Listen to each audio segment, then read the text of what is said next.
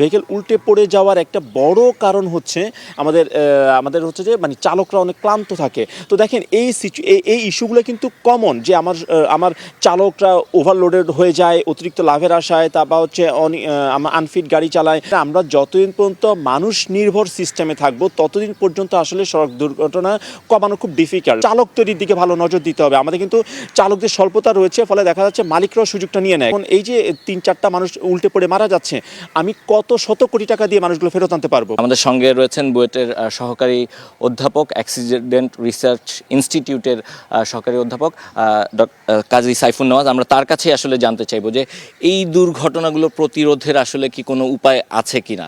প্রতি বছরই নানা ধরনের উদ্যোগ নেওয়া হচ্ছে, কিন্তু তারপরেও আমরা দেখছি এই ধরনের প্রাণহানি ঘটনা।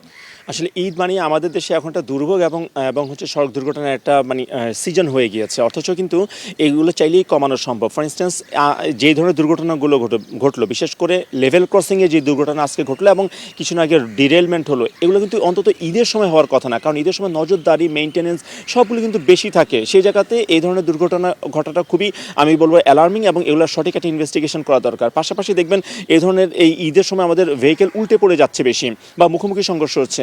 ভেহিকেল উল্টে পড়ে যাওয়ার একটা বড় কারণ হচ্ছে আমাদের হচ্ছে যে মানে চালকরা অনেক ক্লান্ত থাকে। তো দেখেন এই ইস্যুগুলো কিন্তু কমন যে আমার চালকরা ওভারলোডেড হয়ে যায় অতিরিক্ত লাভের আশায়, তারপর হচ্ছে আনফিট গাড়ি চালায়। পাশাপাশি হচ্ছে কিছু নতুন ধরনের দুর্ঘটনা লাইক রেলের ডিরেলমেন্ট বা লেভেল ক্রসিং ক্র্যাশ।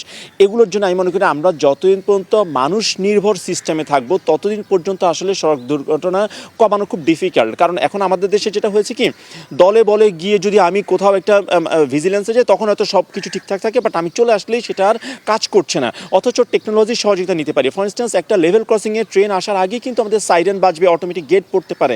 পুরো পৃথিবীতেই সিস্টেমটা রয়েছে, বাট আমরা এখনও পর্যন্ত ওই গেটম্যান সিস্টেমে রয়েছি। ফলে গেটম্যান কখনো ঘুমিয়ে গেলে বা না থাকলে দেখেন আজকে 12টা মানুষ মারা গেল। এই শত কোটি টাকা দিয়ে 12টা মানুষকে ফেরত আনতে পারবো না। অথচ কিন্তু আমি চাইলে মানে ফাইন্যান্সিয়াল এনগেজমেন্ট করে আমি টেকনোলজিটা কিনে কিন্তু আমি হয়তো এই ধরনের আরও অনেক লেভেল ক্রসিং রয়েছে, প্রতিনিয়ত এই ধরনের ঘটনা ঘটার সম্ভাবনা রয়েছে, এগুলো নিরাপদ করার প্রয়োজন। তাই এলো ইনোভার, যেন আপনি লাইফে থাকেন রেডি প্রতিদিন। Innova, designed for now.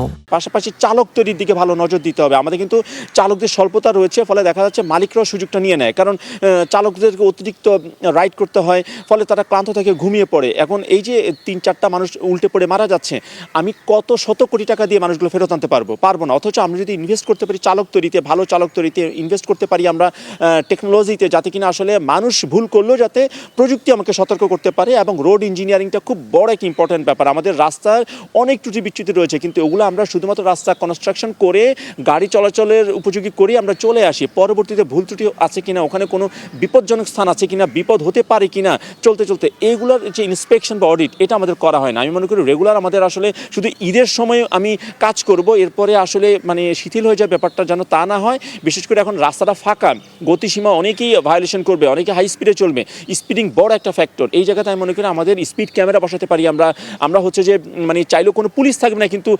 নজরদারিটা যেন থাকে, যাতে কিনা কেউ ওভার স্পিডিং করলে আমি ধরতে পারি। তাহলে দেখা যাবে আমরা শৃঙ্খলা আনতে পারবো, যানজট কমাতে পারবো এবং সর্বোপরি মানুষের জীবন বাঁচাতে পারবো। আচ্ছা, এই দায়টা কার তাহলে? এই যে প্রাণহানি ঘটলো, এটা কি প্রপার মনিটরিংয়ের অভাব কিনা? দেখেন, প্রতি বছরই আমরা এই ধরনের এই কমন টাইপের কিছু ক্র্যাশ দেখছি। তো এই জায়গাতে যদি সরকার কোনো ব্যবস্থা না নেয়, সরকার বলতে যদি প্রযুক্তির সহায়তা না নেয়, আমরা যদি আসলে আমাদের সাস্টেনেবল সলিউশন, আমাদের দেশে এখন যেটা হয়ে যাচ্ছে কি, ইচ্ছাভিত্তিক প্রকল্প নিয়ে হয়তো সর্বোচ্চ মহলের একটা ইচ্ছা হলো আমি সেই প্রকল্পটাই নিচ্ছি, কিন্তু এটা সাস্টেনেবল কিনা সেই দিকে আমরা নজর দিই না, সেটা সেফ কিনা সেটা আমি নজর দিই না, বা সেটা হয়তো ভালো বাট এখনই প্রয়োজন কিনা সেটাও নজর দিই না। আমি মনে করি যে আমাদের মানে সরকারের এটা প্রয়োজন। কারণ যেই ধরনের দুর্ঘটনাগুলো ঘটছে চাইলে কিন্তু এগুলো নিয়ন্ত্রণ করা যায়। এমন না যে এটা মানে আচমকা কিছু ঘটে গিয়েছে। লেভেল ক্রসিংয়ে দুর্ঘটনা ঘটবে কেন, ডিরেলমেন্ট কেন হবে এই যুগে এসে? পাশাপাশি এই যে আমাদের সদরঘাটে নৌ দুর্ঘটনায় দেখা যায় ধাক্কাধাক্কি করে মারা গেল দুটো মানুষ, অনেকে দুইজন নিখোঁজ হয়তো। তো সেই জায়গা থেকে আমি মনে করি যে আমাদের কিন্তু ভালো একটা পল্টন ব্যবস্থা, ভালো একটা বাস টার্মিনাল, ভালো প্রযুক্তির সহায়তা, অনলাইন টিকিটিং সিস্টেম, এইসব জায়গাতে কিন্তু আমরা যদি নজরদারি না দিই, আমি বলি এটা সরকারের ব্যর্থতা হয়ে যাবে। কিন্তু ভালো উদাহরণ আছে আমাদের, যেমন আমরা কিন্তু ট্রেনের সিস্টেমটা এখন শতভাগ কিন্তু অনলাইন, আগের মতো সেই দীর্ঘ লাইন নাই, বাট ছাদে ওঠাটা আমরা নিয়ন্ত্রণ করতে পারছি না। সো সামগ্রিকভাবে আমি বলবো যারা এই দায়িত্ব রয়েছে, কর্তব্য রয়েছে, তাদের আমি বলবো যে সিস্টেমের একটা দুর্বলতা রয়ে গেছে, আমাদের সিস্টেমটাকে ঠিক করা দরকার। ধন্যবাদ সাইফুন নওয়াজকে। শুনছিলেন তিনি যেটি বলছেন যে আসলে প্রপার যে মনিটরিং সেটি দরকার এবং পাশাপাশি প্রযুক্তির ব্যবহারের মাধ্যমে এই ধরনের দুর্ঘটনাগুলো বা এই ধরনের প্রাণহানি নিয়ন্ত্রণ করা সম্ভব। আমরাও চাই সরকার এই ব্যাপারে উদ্যোগ নেবে এবং এ ধরনের প্রাণহানি আর না ঘটুক।